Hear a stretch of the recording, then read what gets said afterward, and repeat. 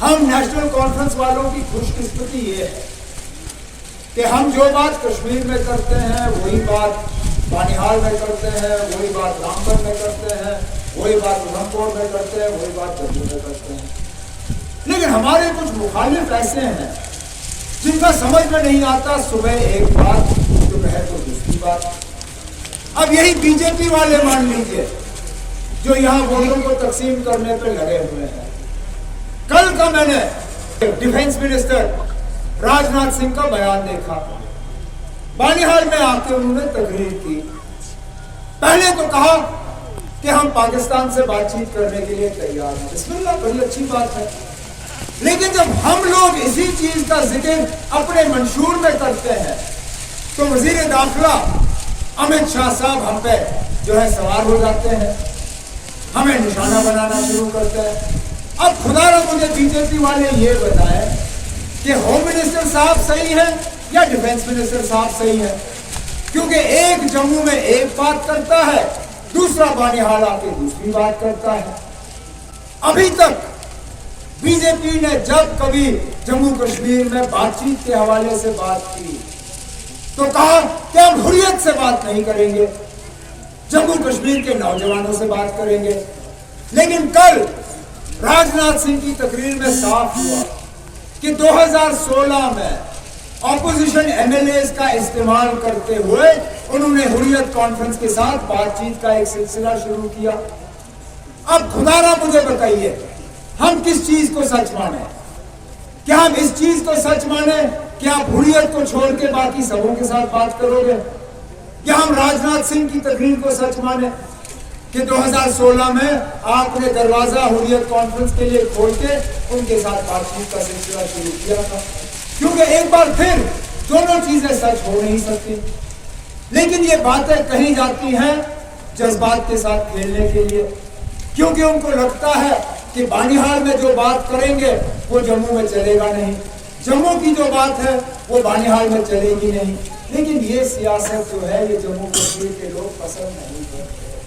وہ چاہتے ہیں کہ آپ جہاں آؤ تو کم از کم لوگوں کو سچ تو بول کے جاؤ تاکہ اس سچ کی بنیاد پہ لوگ اپنے ووٹ کا فیصلہ کریں اور اس بنیاد پہ پھر یہاں سے امیدوار کو جمائیں۔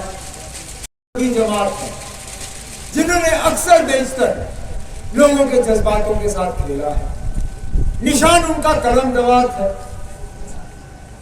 سیاست ان کی ہمیں سمجھ نہیں آتی۔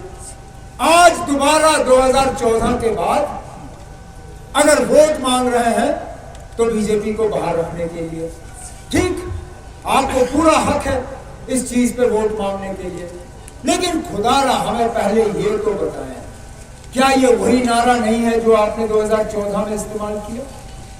کیا 2014 میں جگہ جگہ مفتی صاحب اللہ مغفرت کرے انہیں، محبوبہ مفتی، ان کے تنظیم کے تمام ساتھی، کیا جگہ جگہ انہوں نے تقریریں نہیں کی اور کہا پی ڈی پی کو ووٹ دو اگر بی جے پی کو باہر رکھنا ہے؟ اور پھر 2014 کے نتیجوں کے بعد کیا ہوا؟ سیدھا سیدھا جا کے وہ بی جے پی کی گود میں جا کے بیٹھ گئے۔ اس بات کے باوجود کہ بی جے پی کو باہر رکھنے کے لیے دوستی کا ہاتھ نیشنل کانفرنس نے بڑھایا تھا، اس وقت ہم نے مفتی صاحب سے کچھ نہیں مانگا، نہ میں نے منسٹری مانگی، نہ میں نے راجیہ سبھا مانگا، نہ میں نے ساتھیوں کے لیے ایم ایل سی مانگے، نہ ہم نے چیئرمنی مانگی۔ ہم نے اتنا ہی کہا مفتی صاحب اگر آپ ان بی جے پی والوں کو لاؤ گے جموں کشمیر کے لیے یہ بہت نقصان دہ ثابت ہوگا، آپ ہمارے ساتھ ہاتھ ملائیے، 6 سال حکومت کریے، 6 سال آپ کو کوئی تنگ نہیں کرے گا، لیکن خدا را ان بی جے پی والوں کو آپ مت بلاؤ۔ اس وقت مفتی صاحب کو ہماری بات قبول نہیں ہوئی، انہوں نے بی جے پی کے ساتھ حکومت بنائی اور جیسے کہتے ہیں لمحوں نے خطا کی صدیوں میں سزا پائی۔ آج ہم اس کا بھگت رہے ہیں۔ اگر ہمارا اپنا جھنڈا نہیں ہے، ہمارا آئین اپنا نہیں ہے، ہماری زمینوں پہ ہمارا حق نہیں رہا، ہماری دریاؤں پہ ہمارا حق نہیں رہا، ہمارے آب و ہوا پہ ہمارا حق نہیں رہا، تو اس بات کی بدولت اور آج بھی اگر آپ دیکھیں میں حیران ہوتا ہوں जम्मू कश्मीर में पिछले 5 साल तबाही लाने वाले यही बीजेपी। लेकिन आप आज भी देखें, अगर महबूबा मुफ्ती की कोई तकरीर है उसमें 90% हमला नेशनल कॉन्फ्रेंस के खिलाफ। बीजेपी का शायद ही वहां जिक्र होता है। अरे 370 लेने वाले वो, 35 लेने वाले वो, रियासत के 2 हिस्से करने वाले वो, रियासत से यूटी पे उतारने वाले वो, और हमला नेशनल कॉन्फ्रेंस के ऊपर। उसी से आपको पता चल जाता है कि अंदर अंदर से उनकी तार कहां जुड़ी हुई है कि 8 अक्टूबर के बाद अगर हमारी हुकूमत बनी तो यूनिवर्सिटी के लेवल तक हम बच्चियों को दोबारा मुफ्त तालीम फराहम करना शुरू करेंगे। लेकिन उस शख्स ने हमारे खिलाफ एक मोर्चा खोला। अब उसकी किस्मत में जो होगा वो उसके लिए खुद कसूरवार है।